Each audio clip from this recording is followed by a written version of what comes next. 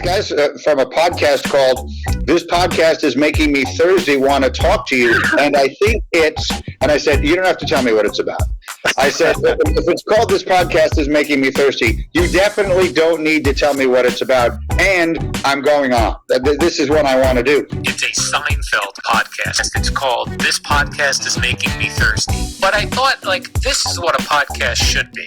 I just did the Seinfeld guys the other day. It came up. These pretzels are making me thirsty. Oh, that one. Shout out. We've done it. I've done it. Have you did it? I've not gotten a chance to do it yet. I'm looking forward to it. It's so fun. They're so fun. When I don't know, it must have shown up in my feed, but I see these guys tweeting about Seinfeld. I'm like, oh, what's this? And I find it's a podcast called This Podcast is Making Me Thirsty. One of the most popular Seinfeld podcasts is This Podcast is Making Me Thirsty, co-hosted by Chris O'Hara and Tony Chula. This Podcast is Making Me Thirsty, the number one destination for Seinfeld fans. This is 2 Up and 2 Down. Here's our producer, Chris, to start us off. All right, everybody, we are back for another episode of 2 Up and 2 Down, and today we are doing a Season 8 episode. It's The Abstinence. So, Chris, give us a little intro into this episode, and then your first up. Yeah, The Abstinence, Season 8, November 21st of 1996. Steve Coren wrote this all by himself. As we know, Larry David not on the show anymore. It's Season 8. 34.3 million viewers. Unbelievable. What else was on that night, you ask? Because 34 million people were watching Seinfeld. What weren't they watching that night? ABC had Murder One with Stanley Tucci. I don't remember that show. CBS had producer Chris as one of his favorite shows, Maloney, of course. That always ran against Seinfeld. Fox had New York Undercover. And after Seinfeld that night, Suddenly Susan. So good post show. Rodney Dangerfield was on that Suddenly Susan episode with Kathy Griffin and Nestor Carbonell. Who's Nestor Carbonell, you thinking?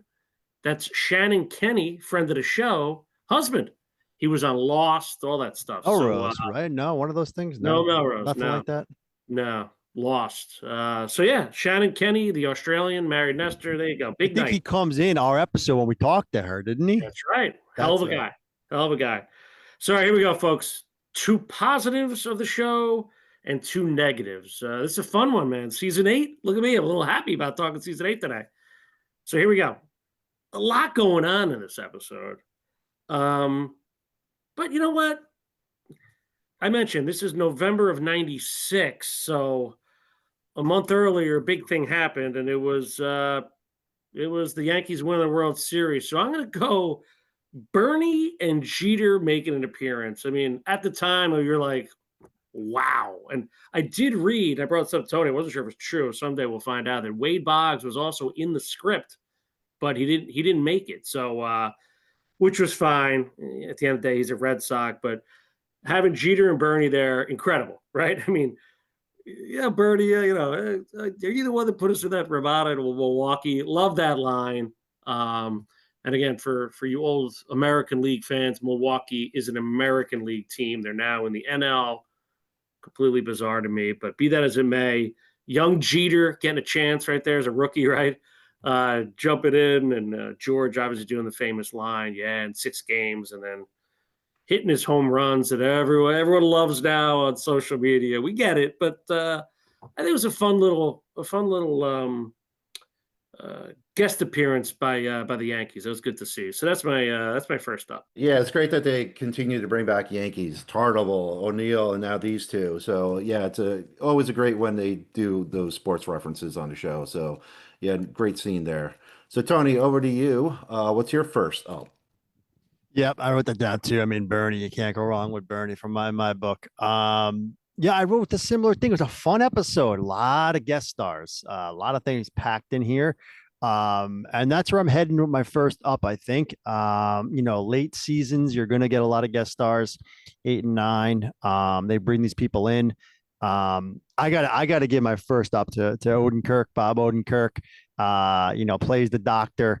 You can see just rewatching it again, there's a little bit of Saul Goodman in him in this episode where he's like, not quite a doctor, kind of faking his way through, the whole thing with I failed 3 times. He has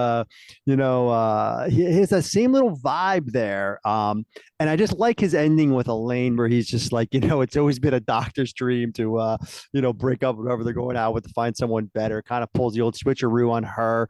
And he does it in a very Bob Odenkirk way. I think he plays that character great. I mean, obviously he had some stuff. I'm trying to remember. A producer might know. Is this pre Mr. Show? I feel like it is. I think Mr. Show might have already been on before this Seinfeld episode. Be that as it may, I just feel like Odenkirk nails this whole thing here with Elaine. He, when Sue Ellen Mischke comes in, the whole thing. I'm not a doctor, do whatever you got to do. He doesn't know what to do, which leads into some other stuff that's great as well. But this episode is just packed with guest stars, and I think I'm gonna give my first nod to Odenkirk. I think he played the part really well. I liked seeing him on it again in the rewatch. That's my first nod. Yeah, it's just aired in November of '96. Yeah, Mr. Show was probably around like mid to late '90s. So yeah, he probably wasn't just well known yet. But yeah, being on HBO, how many people saw that? But anyway, yeah, that's a good nod to a great guest character in this episode.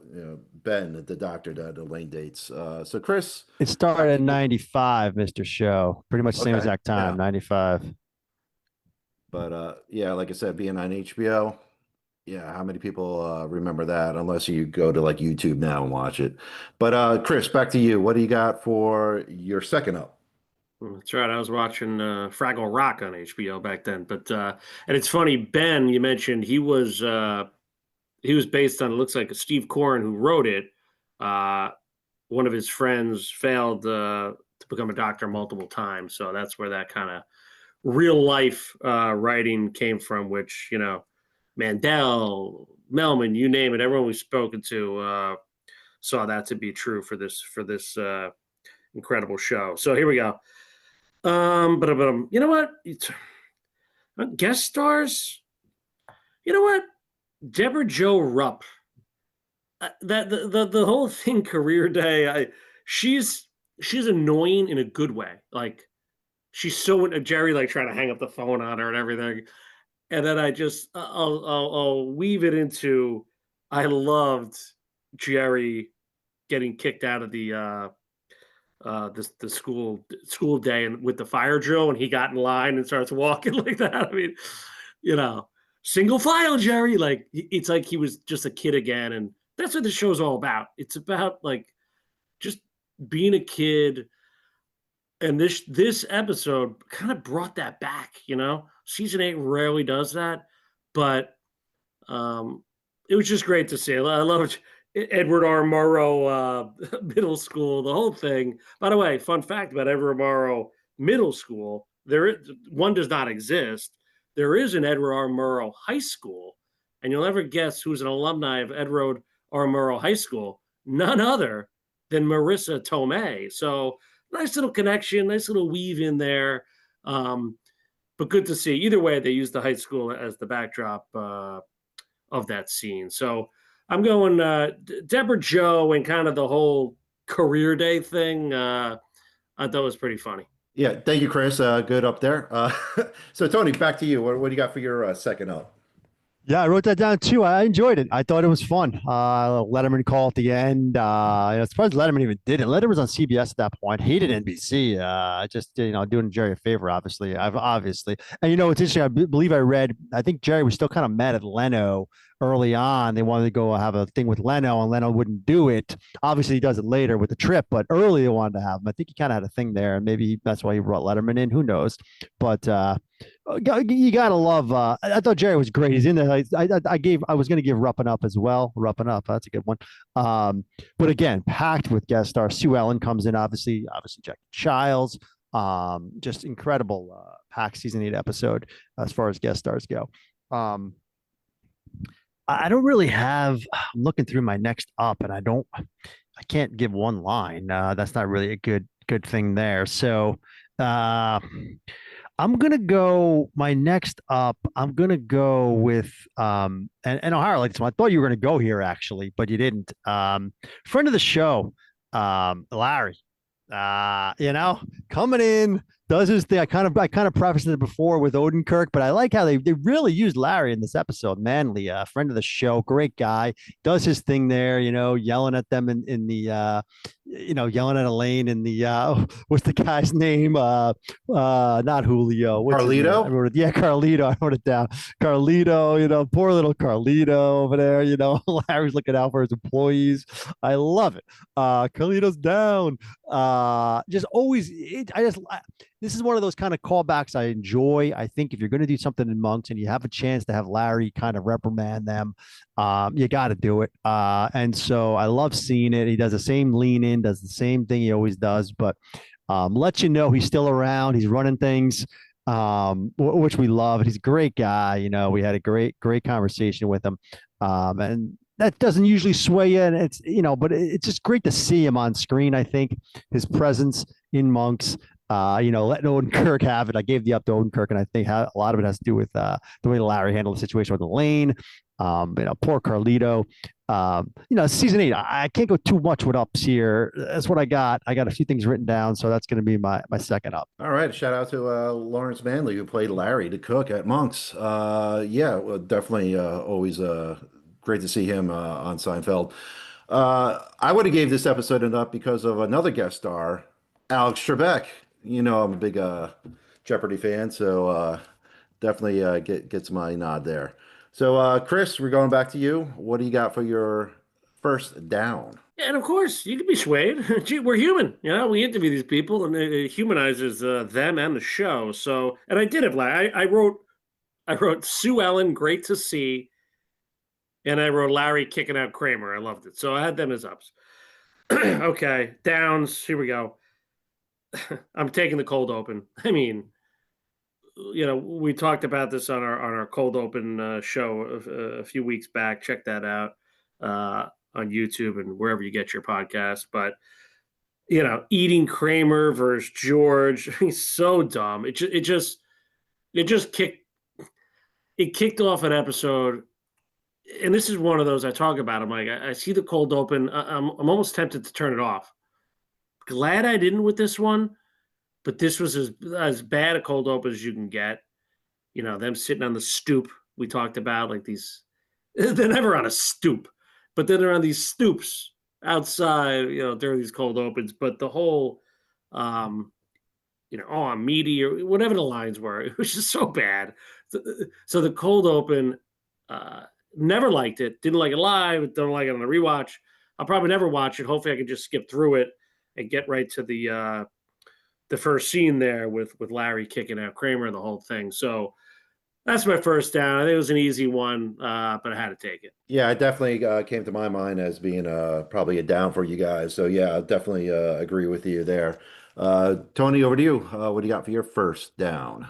Yeah, I figured you'd go there. I mean, it's kind of, it's so bad. And to your point, I even wrote it down. Like, this is an episode for season 8 that's, you can watch it, you get through it. It's fun. There's some good stuff going on, but that cold open makes it, is rough. But that said, we could find some down. So my big down in this episode is really the George.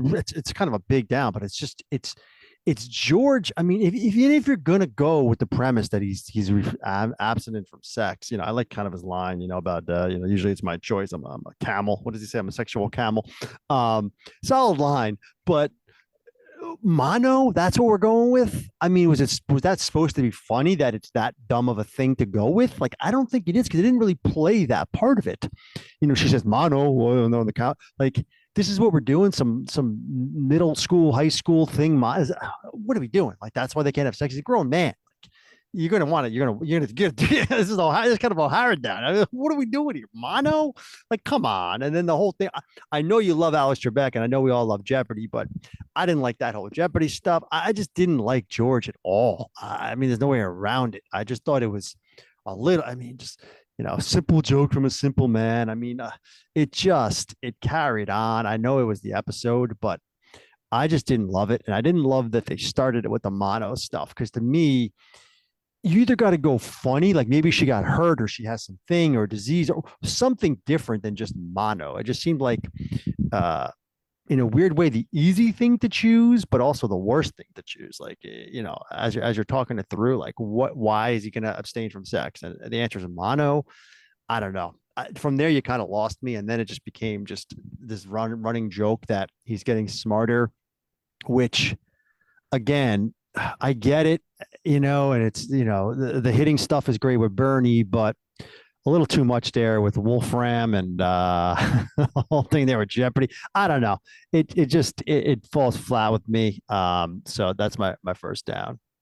I don't agree with you about the Jeopardy stuff, but the the abstinence stuff, it kind of runs a little long, but also this is George Costanza, the guy that cheated at the contest. He would have found something. He would have found, another way to pleasure himself. So we know George is always into his impulses. So, so yeah. So anyway, Chris, back to you. What do you got for your second down? For you kids at home, just cover your ears when producer Chris talks with money. Anyway, and I bet in the comments there's going to be, oh, Tony, you can't do that. Let us have them. I don't care. Let comment, please, please. And here's the thing. Call me crazy. Maybe I was in a good mood this day watching this, but I enjoyed the George stuff, believe it or not. I believe it. I believe it because I could see. I didn't. I know I just gave it a down, but like I think it. I don't know. I didn't hate it as much as I'm giving it a down, but I think the model thing is really what stuck with me. It wasn't so much the smartness stuff. I don't know why. It just bothered me. Yeah, it always has. I mean, listen, you're very tough on George here, especially season 8. But here we go. But here's the thing. Here's where I will give the George down. You didn't give this line, and I'm going to give the line. It was part of this whole like scene back at the apartment with Jerry, George, and then Elaine. The whole debunk conversation. I wrote that down as a huge down. The debunk conversation. That was going to be my next down. All right. Well. The debunk conversation, just when those three just like chime in with these and then they repeat the same thing, just it's brutal. And then to cap it off, the way that scene ended, I think bothered me the most is that I think it was the same scene. Help me out on this one, but George, to get rid of him, he just goes, I just remembered where I left my retainer in second grade. I wrote that down too. The worst line of all time. I should have brought it up in my down. I don't know why I didn't. Yes, terrible. I think a retainer in second grade it's just so dumb. Anything else? To just put a cap on that scene, the debunk. There's got to just end the scene. Like you don't have to have a bump like second grade. I mean, first off, where would he? All right, I'm assuming his parents live in the same house. Maybe this is what I'm thinking. I don't even know. Like, who knows? But that's just completely bizarre. So didn't like that. But overall, I did enjoy George. So I know I killed the cold open and I killed him on that line. But to your point, it's a packed episode. So it's like, there's going to be downs everywhere, of course. Although, especially in season 8, but. For me, that one, the debunk conversation, and then him getting out of there in the second grade was just too much. So that's my second down. No, I agree there too. The debunked conversation was just annoying and stupid. But yeah, I do. The arc of Elaine and George, doing the opposite, in this episode, the opposite effects of abstaining from their relationships. I found that was interesting, but. Anyway, but Tony, we're going to go back to you. What's your final and down here? Yeah, you brought up a good point. It's interesting. It's a great premise, and they two great lines. I love Jerry with the lettuce. This represents when you're thinking about sex and everything else. Great analogy, great premise. And then Elaine with the garbage man analogy. Yeah, you just someone who jumps you. Great analogy, great premise. But to carry it out for the entire episode for the two of them, and this is my second down, I thought Elaine's was even worse than George's. George's like I could deal with a lot of it. You're right. It wasn't terrible. The debunk stuff and the retainer stuff was terrible, but and some of the stuff I mentioned, but the Elaine stuff with the tires, the tire thing, that's got one of the dumbest Elaines of all time. I know pink hats are going nuts right now. It's fine, let us have it, but I can't stand that Elaine stuff. She's acting all stupid and everything. The whole thing there.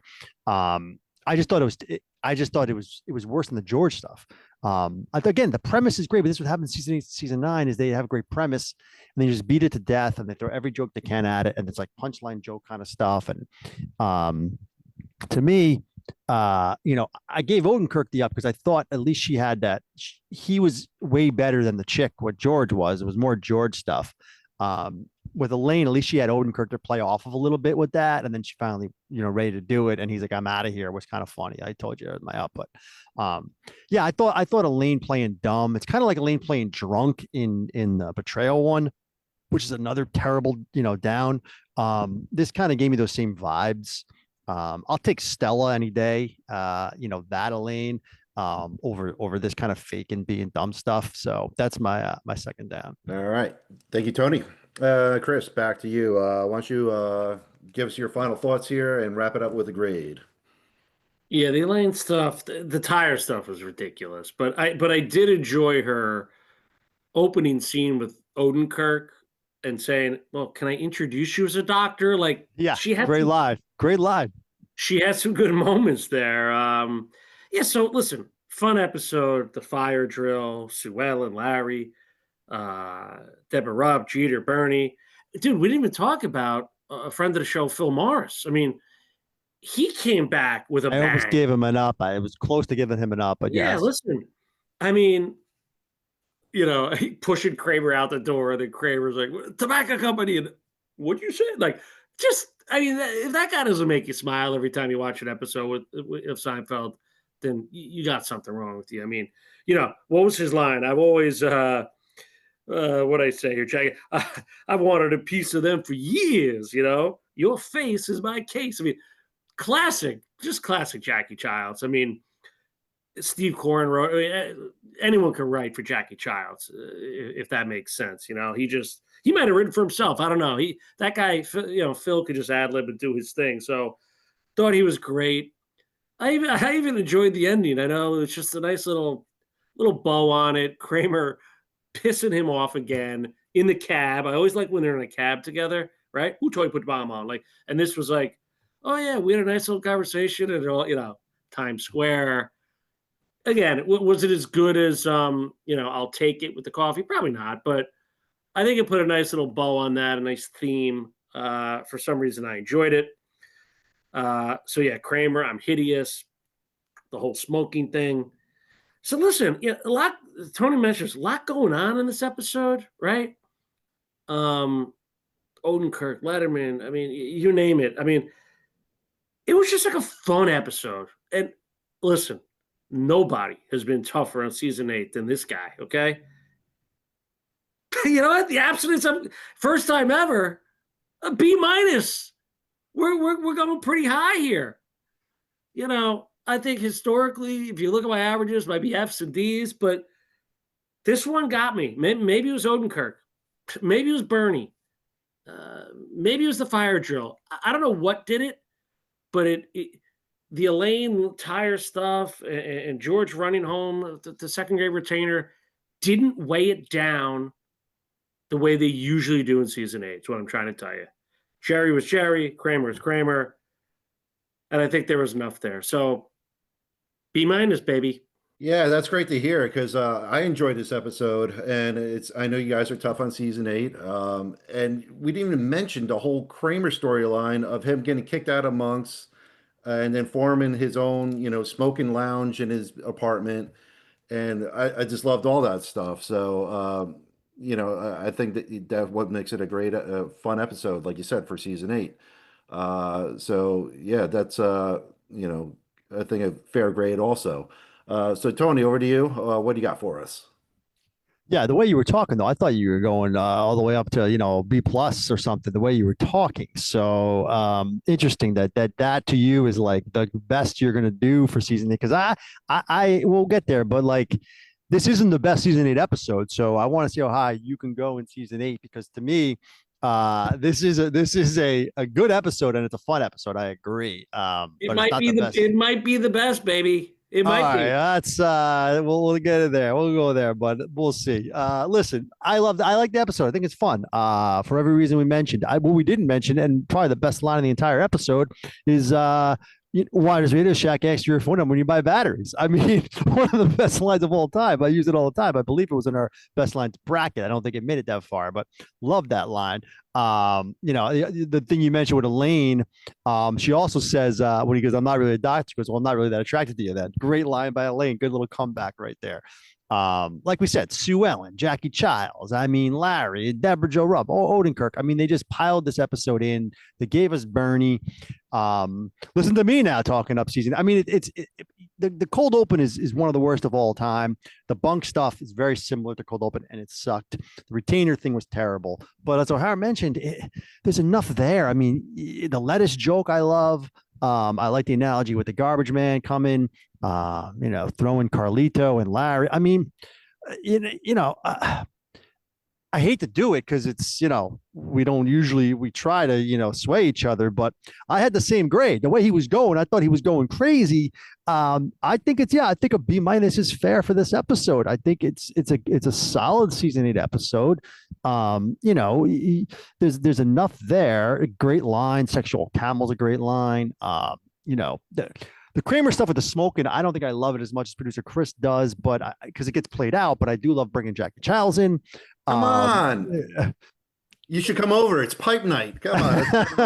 I mean, the whole thing. I mean, I'm having a cigar right now, so I get it. But listen, it's a solid episode. I mean, through and through, it's for season 8. It's definitely up there. I don't think it's the best, so we'll see where we go. But I think a B- is the grade I have as well. I think it's a B- for the Abstinence.